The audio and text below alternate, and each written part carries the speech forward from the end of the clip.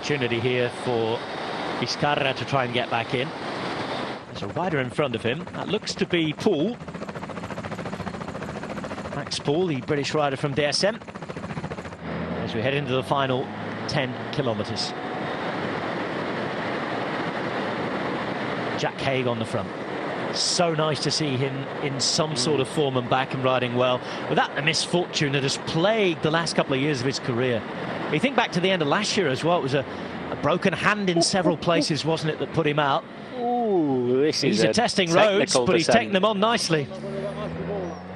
He is, yeah, flying down here at the minute, just distancing Cepeda there. Cepeda distancing on the climb down, Haig's distancing on the descent. Jack Haig, who said very early on, as soon as the route was announced, that he would be targeting the Giro d'Italia this year instead of the Tour. Mikel Landa going to the Tour, much more of a climber's route, isn't it? He'll be taking Pello Bilbao with him, and of course a Tour de France that begins in the Basque Country, so you can understand them certainly wanting to target that race this year. The Giro d'Italia, much more for the all-rounders. 16 seconds, the gap's increasing on this descent because Jack Haig is looking so good in technical terms.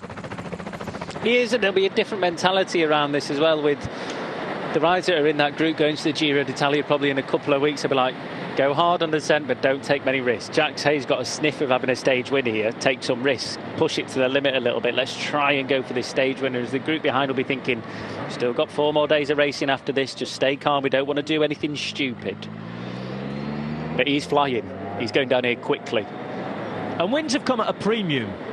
Compared to what we expect from him with his talent, wins have come at a premium in his career so far. He's only had 2 pro wins. The last one coming in 2020, just before the pandemic struck. February 2020 in the Vuelta a Andalusia. So he will be desperate to raise those arms again. And in a race like this, against a field like this, full of packed climbers and rivals, and a laydown that he is there and ready to fight for the Giro in a couple of weeks' time. Yeah, and I think for him more than anything, it will be a lot of confidence going into the Giro. If he can put in a good performance here, maybe get the stage win today, the confidence he'll take from that going into the Giro will just build him up nicely. Obviously, we've still got 4 days of racing to go, but from what we're seeing now from Jack Haig, brilliant riding. I think he was quite vocal in his disappointment. It was a really nice assessment of his own performance in Paris-Nice. He was honest that he was disappointed that he wasn't where he wanted to be against Pogacar and Vingegaard in March. It looks as though he's going well here. Firstly, the way he launched his attack, and now the confidence is definitely there, despite the crashes and the injuries, because the way he's taken on this descent. Looks like he's been riding with Pello Bilbao. Yeah, he is motoring on this descent, that's for sure. Full commitment. 22 seconds now for Jack Haig, the Australian. 7.5 Ks to go. Getting nice and tucked down in that aero position as well. Thomas has got up to the front as well in that Ineos Grenadiers team. Gone in front of Theo Gegenhardt. You know, Gegenhardt this year has had an explosive finish on him as well. I say there are 2 riders in that group from AG Citroën as well, not just the one that we saw. We expect one of them to be Felix Gall, the Austrian. There's only been 1 Austrian stage winner in the last 20-odd years. In a race that nowadays begins or ends in Austria, depending on the year. That was Horst Schattner a couple of years ago. Just under 7 kilometres to go on the opening day of the Tour of the Alps, and Jack Haig is giving himself a big head start for the final climb. He's gone on the penultimate climb, on the steepest gradients. He's distanced the man who attacked with him, Alex Cepeda, and he is motoring down this descent. It's about to kick up though. 6.4 kilometres now, and it will soon start to climb to the line. He has 24 seconds on a group of really talented riders behind him. But remember that Jack Haig has plenty of that himself. Around 15 are chasing him. 24 seconds of a gap to Group 3. Now, what's his gap to Cepeda? Handful of seconds, you imagine. Yeah, and the way Cepeda went up this last climb, he was flying up it, there's no doubt about that. This is a different terrain though, not as steep. We've seen how small Cepeda is. He's absolutely tiny. He's like a miniature hero. He's super strong. The power to weight will play into his hands on that last climb, but this is very different, more of a gentle slope where I think Jack Haig will have maybe not an advantage over him, but more an advantage than he will have had on the last climb. So Haig being out front now, probably an advantage for him rather than Cepeda on this sort of road, especially with that motorbike.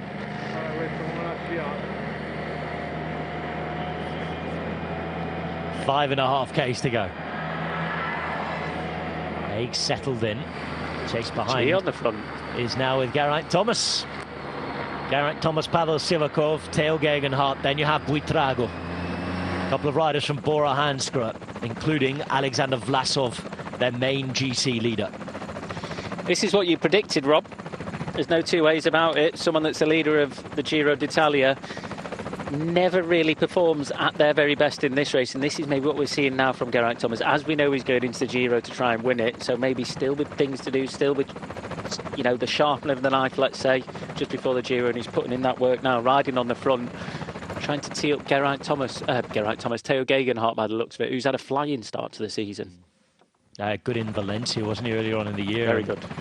I was about to talk about that when we saw Laurens de Plus on the front, because he was the man who helped set up that wonderful sprint finish that was won at the top of the mountain by Gegenhardt, which was his first win in a while. That's the sort of feeling that Jack Haig wants back here. 26 seconds. Gap's growing. It's increasing, yeah. It's looking good.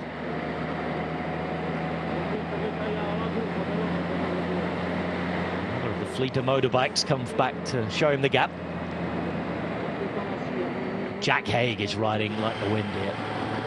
Geraint Thomas is the man trying to chase behind. No indent being made yet. They're the two riders from Age d'Azur. Fortunato still there. Max Poole. I mean, we saw Oscar Onley at the start of the year, didn't we? Another big talent on show for DSM, who are developing riders brilliantly. Matt Winston will be purring in the car looking at this performance. Sorry, I'm trying not to laugh. You're not trying not to think Matt purring back in the car? Yeah, I'm just trying to think of Matt sort of meow in the car. No. But he has done a great ride.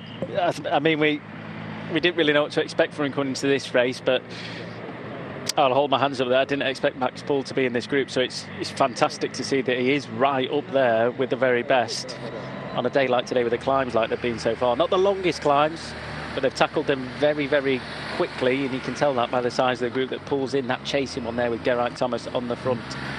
We're wondering where Cepeda was. It wasn't just a handful of seconds, was it? It's 20 seconds here. It's about to be the 26 back to this group, because he looks like he's on his way to being caught.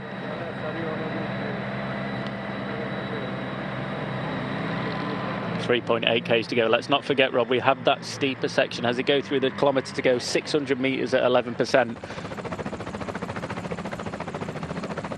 Gone down to 23 seconds now. 600 metres at very high gradients, as you were just saying, comes in that final kilometre or so. It's fairly steady until then, isn't it? But the gap's now coming down. 19 seconds. Haig will be buoyed by this performance. I think whatever happens here, it's a good sign, isn't it, going to the Giro? It's a good sign, it's a good ride, and it's, I'm sure, as he's probably come away from a training camp, wanted to test himself, see how he's going. He's obviously feeling good and wants to, you know, go in with a bang into the Giro, and he's definitely putting in a good performance here. Racing can be so much about confidence, and Jack Haig, I'm sure, as you said, Rob, he'll take confidence away from his attack today, albeit what the result will be.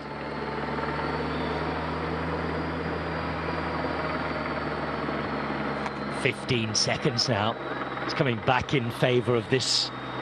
We can't call it a peloton, but the final selection of elite riders who are going to contest the finale if Jack Haig is to be caught. Led by Geraint Thomas, former winner of the Tour de France amongst many things. Third wheel, former winner of the Giro d'Italia. Theo Gegenhardt is there.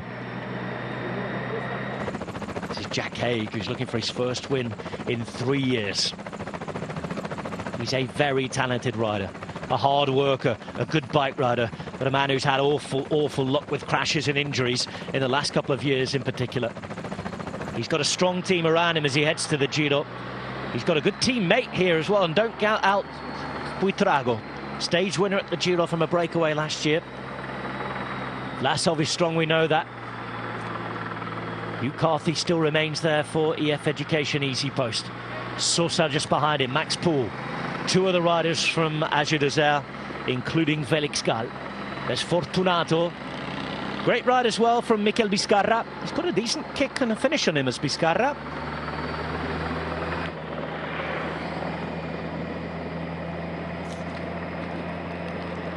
These gradients are going to start to hurt Jack Haig now into the final 2.5k. Still holding at 15 seconds. It's just mano at the minute with Geraint Thomas chasing Jack Haig. The difference is Geraint Thomas will get overtaken by an eventual attack. He's not going to be competing to go for the win today. He won't want to lose time, but he's not going to be sprinting for that finish with the work that he's doing now, whereas Jack Haig needs to hold on. He's got lucky number 13 on his back for some. Let's hope it is today for him. 15 seconds. It's not budging at the minute.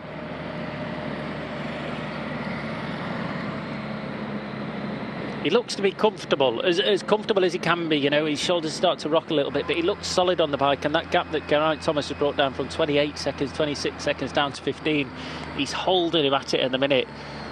It's just what the people can do within this peloton. I can imagine on those steeper sections, that's when we'll start to see the attack, Rob. As we get through the kilometre to go banner, we all know on steeper sections, the distance on the road is a lot smaller than what it is on a shallower section. So to jump across to something, launch an attack on those steeper sections, if you've got the legs, you can benefit from that a lot more if it was on a shallower section, let's say. Some big Australian names have won at this race in the last decade. Cadell Evans, Richie Port, Rowan Dennis, Ben O'Connor, all stage winners. Jack Haig looking to add his name into that mix. Talent, he knows he belongs there. We've seen him ride at this level before. Let's see if he can pull this off. Podium finisher in a Grand Tour, let's not forget. And he's looking very close, if not fully back to his best. He's holding off a great group here, being led by a former Tour de France winner. 15 seconds as we go into the final 2Ks. No.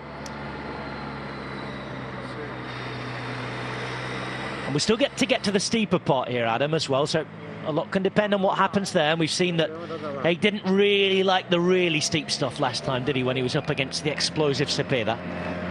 But he showed he rode with intelligence. Again, looked at those numbers, didn't go into the red. Let's not forget, Rob, Cepeda's still in that group on the back. He'll have put an effort in, but you won't get much recovery on this gradient. It's very hard in that front group. 11 seconds now, but Cepeda, if he could do what he did again on that steeper section, people need to be wary of it. Maybe there are other candidates in this group to do something similar as well, sure. Explosive riders. Ivan Sosa's in there as well, isn't he? Approaching the final kilometre now, and it's about to get very steep, very sharp. Pretty horrible for the final few hundred metres.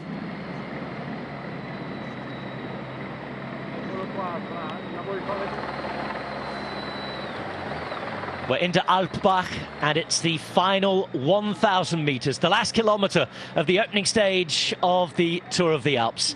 Jack Haig's out in front, he has 10 seconds. He did have 25, and look at that, the left turn, and it's like hitting a wall. Into double-digit gradient straight away, as Geraint Thomas's job is done for the day. Let's see how it goes now. Sivakov takes over, Gegenhardt waits. The gap's now to 9 seconds. Adam Blythe, is he going to hang on? I don't think so. I don't think so. Jack Haig's put in a big effort, but these last parts of this climb here, the steepest part they're on now, this slowly drops off with 400 metres to go, but attacks are being made from in the peloton now. And it's Hugh Carthy. Hugh Carthy at the front, Cepeda hanging on at the back. Vizcarra's there. You can see that Sosa's trying to move up. One of the riders from Azure Desert has been dropped at Scal, who's following. And look at this from Hugh Carthy. Buitrago tries to follow, but he can't do it. And Hugh Carthy is flying here. The man from Preston with all the power swings that bike. It's the familiar look on his face. The power is there. Carthy looking classy on his own way to the Giro. He's looking very good at the minute. I mean, you've got Theo Gegenhardt in the background, just slowly edging up to the AG2R rider who has not cut out the saddle yet, solid as a rock. Hugh Carthy, mouth wide open, gasping for air in a little bit of a bigger gear, trying to roll it over. Let's not forget 400 metres, Robin, it flattens off ever so slightly. This is the hardest part they're on now. Mr. Angliru, not forget. The man who loves the steep gradients. He's conquered them before, and he has a few metres on those chasing him. Hugh Carthy trying to hang on, 600 metres still to the line. Gall is in the chase. Just behind that, you can see that Gegenhardt is there. Sources following as well. He's almost going again, Harthy. He keeps getting out of the saddle, getting the power out as much as he can. Sit down, try and just let the legs recover while staying on it. Get back going again. Sosa's coming back into it. Sivakov not far behind that, but Theo Gegenhardt just trying to ride his own tempo before he launches a sprint by the looks of things. Getting towards the end of the steep stuff, just before they get to the finish line. He's still got that gap, but does he have the momentum? There's a pause behind as they look around at each other, and this is where Carthy really has to go for it. But behind you can see that Gegenhardt is launched. Theo Gegenhardt is looking for his moment as well. We've seen him retaste victory, haven't we, earlier on in the season in Valencia, and it might be a British battle at the top of the mountain here in the Alps. Couple of 100 metres to go now.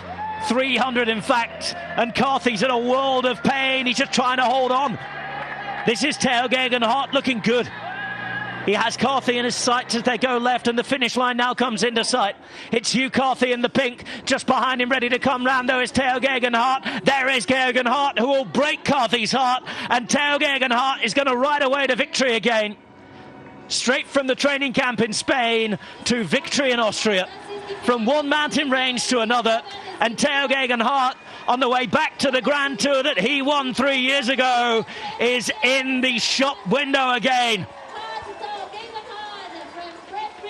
Gegenhardt wins the opening stage, takes the lead of the Tour of the Alps, and is looking in fine form on the way to his Grand Tour.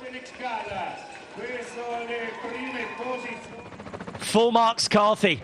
Haig looks strong as well. Plenty of riders will be content with how their form's looking, but none more so than Theo Gegenhardt, who for the Ineos Grenadiers has taken victory.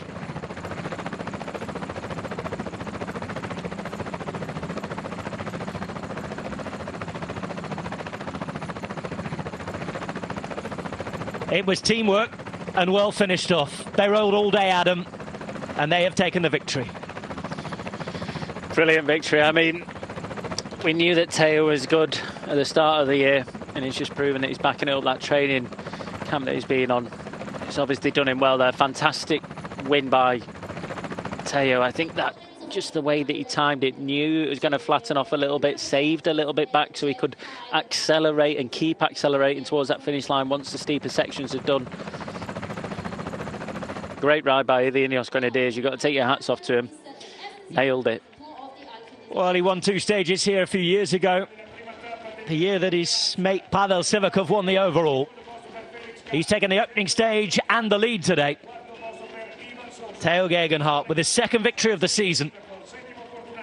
And showing he is one of the men to watch as we head towards the Giro d'Italia. It's Gegenhardt, Carthy up there with him.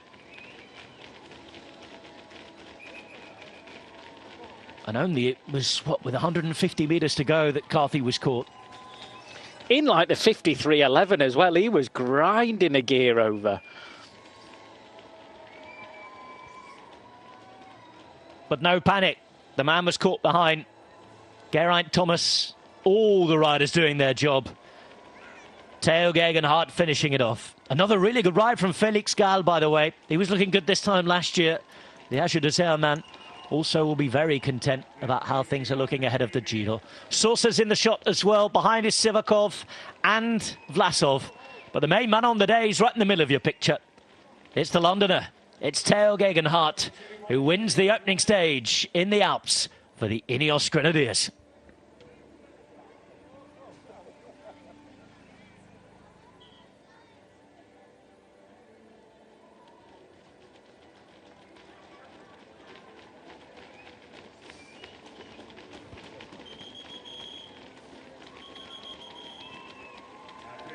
It's a 7th victory of his career, and they all work to make it happen.